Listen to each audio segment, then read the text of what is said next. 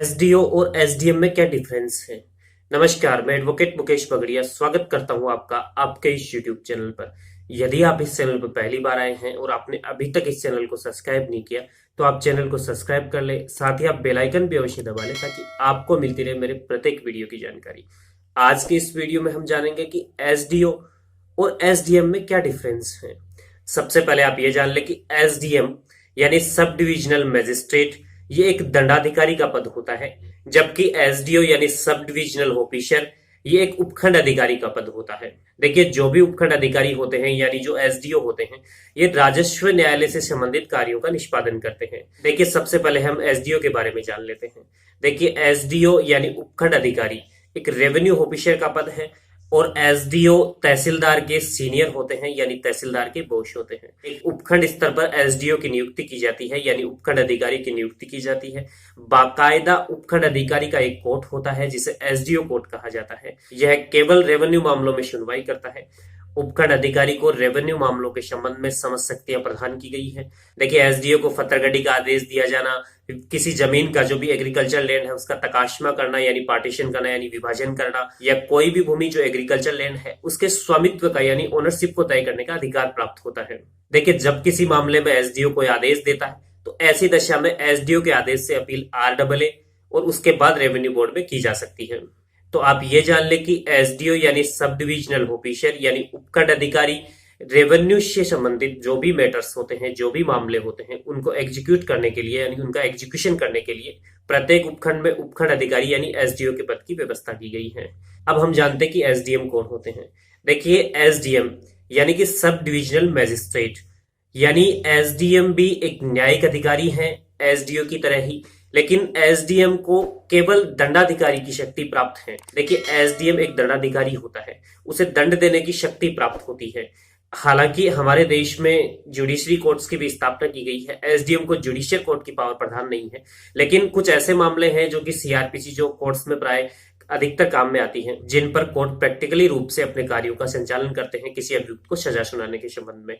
उसके द्वारा एसडीएम को भी कुछ पावर्स दी गई है दंड देने के संबंध में यानी पनिशमेंट देने के संबंध में। देखिए, प्रत्येक राज्य को कई डिवीजन यानी डिस्ट्रिक्ट में बांटा गया है और प्रत्येक जिले को कई उपखंडों में बांटा गया है। एक उपखंड स्तर पर एक एसडीएम अधिकारी की नियुक्ति की जाती है और उसी तरह ही एक उपखंड पर उपखंड अधिकारी की नियुक्ति की जाती है। जो उपखंड स्तर पर एसडीएम यानी सब डिविजनल मजिस्ट्रेट की जो नियुक्ति की जाती है, ये सब डिविजनल मजिस्ट्रेट दंडाधिकारी होता है, ये दंड देने का काम करता है। इसके संबंध में देखते हैं कि जो हमारी सीआरपीसी है जो कि कानून को गवर्न करती है, कोर्ट के द्वारा जो भी प्रोसीडिंग अपनाई जाती है किसी भी क्रिमिनल मामले में यानी आपराधिक मामले में सुनवाई के दौरान, जिसे सीआरपीसी ही गवर्न करती है, वो सीआरपीसी एसडीएम को क्या पावर प्रदान करती है। देखिए, सबसे पहले आप ये जान ले कि सीआरपीसी के सेक्शन 20 से एग्जीक्यूटिव मजिस्ट्रेट का शब्द निकल के आता है और एग्जीक्यूटिव मजिस्ट्रेट की पावर ही एसडीएम को दी जाती है। एग्जीक्यूटिव मजिस्ट्रेट की जो पावर है हालांकि तहसीलदार को भी दी जाती है और तहसीलदार का जो बॉस होता है वो एसडीएम होता है। तो एसडीएम अगर एग्जीक्यूटिव मजिस्ट्रेट की पावर तहसीलदार को दी गई है तो ऐसी दशा में जो तहसीलदार हैं जो कि कार्यपालक मजिस्ट्रेट की उन्हें पावर है, उन एग्जीक्यूटिव मजिस्ट्रेट के सीनियर एसडीएम होते हैं, यानी कि एसडीएम रैंक के अधिकारी सीनियर एग्जीक्यूटिव मजिस्ट्रेट होते हैं। देखिए, इसके साथ साथ एसडीएम को सीआरपीसी के सेक्शन 44 यानी 44 के द्वारा किसी भी अपराधी को गिरफ्तार करने की शक्ति प्रदान की गई है। देखिए, जब किसी व्यक्ति को 107(16) में किसी कार्य को नहीं करने के लिए पाबंद किया जाता है यानी परिशांति बनाए रखने के लिए पाबंद किया जाता है, तो ये कार्य भी एसडीएम कोर्ट का न्यायालय ही करता है, यानी कि सब डिविजनल मजिस्ट्रेट ही ऐसा कार्य करता है। उस व्यक्ति को 6 माह तक की अवधि के लिए, जो कि लगभग 1 वर्ष तक हो सकती है, लेकिन अधिकतर 6 माह तक की उसे पाबंद किया जाता है। ये समस्त कार्य एसडीएम के द्वारा ही किए जाते हैं। इसके साथ साथ ही जब पुलिस किसी व्यक्ति को 151 में गिरफ्तार करती है तो ऐसी दशा में भी उस व्यक्ति को जमानत पर छोड़ने का अधिकार एसडीएम को प्राप्त होता है। पुलिस उस व्यक्ति को यानी उस आरोपी को, उस अपराधी को एसडीएम कोर्ट के समक्ष पेश करती है, जहां पर जमानत मुचल के तस्दीक करवाने के बाद उसे जमानत पर एसडीएम छोड़ने के आदेश देता है। आप ये जान ले कि एसडीएम का काम लॉ एंड ऑर्डर को मेंटेन करना है। जब एसडीएम को यह लगता हो कि कोई व्यक्ति परिशांति भंग कर सकता है, लोक शांति में विक्षुब्ध पैदा कर सकता है, तो ऐसी दशा में एसडीएम 107(16) की कार्रवाई करता है और किसी भी व्यक्ति को इसके लिए पाबंद कर सकता है। यदि किसी एसडीएम को लगता है कि कोई विधि विरुद्ध जमाव हो रहा है और उस जमाव को तीतर बीतर करना है, क्योंकि इससे किसी भी प्रकार के खतरे की संभावना पैदा हो सकती है। तो ऐसी दशा में एसडीएम लाठीचार्ज किए जाने के भी आदेश दे सकता है। सीआरपीसी के सेक्शन 129, 130, 131 में ये प्रोविजन किए गए हैं कि जब भी किसी भी लोक प्रशांति विक्षुब्ध होने की संभावना है, कोई भी विधि विरुद्ध जमाव है जिसे तितर बितर किए जाने की आवश्यकता है, तो ऐसी दशा में एग्जीक्यूटिव मजिस्ट्रेट किसी भी सिविल पर्सन की सहायता ले सकता है, किसी भी सशस्त्र बल की सहायता ले सकता है और उस जमाव को तितर बितर कर सकता है। आमतौर पर जब भी पुलिस किसी जमाव को तितर बितर करने का कार्य करती है और लाठीचार्ज करती है तो वह एसडीएम के आदेश से ही करती है। यदि कोई पब्लिक न्यूसेंस का कार्य है तो ऐसी दशा में भी एसडीएम के समक्ष से आवेदन किया जाता है और उस पब्लिक न्यूसेंस को हटाने का कार्य एसडीएम के द्वारा ही किया जाता है। यानी कि कोई रास्ता है जो आम रास्ता है उसे बंद कर दिया गया है, या कोई सूखा कुआं है जो आम रास्ते पे बना हुआ है उसे बंद करवाने का काम हो, या कोई जर्जर मकान है जिसके गिरने की संभावना हो, उसका जो भी ओनर है यानी मालिक है उसे हटा नहीं रहा हो, तो ऐसी दशा में भी एसडीएम को ये पावर है कि वह उस व्यक्ति को पाबंद कर सकता है, उस रास्ते को चालू करवा सकता है, उस मकान को तोड़वा सकता है, कुएं को बंद करवाने के आदेश दे सकता है।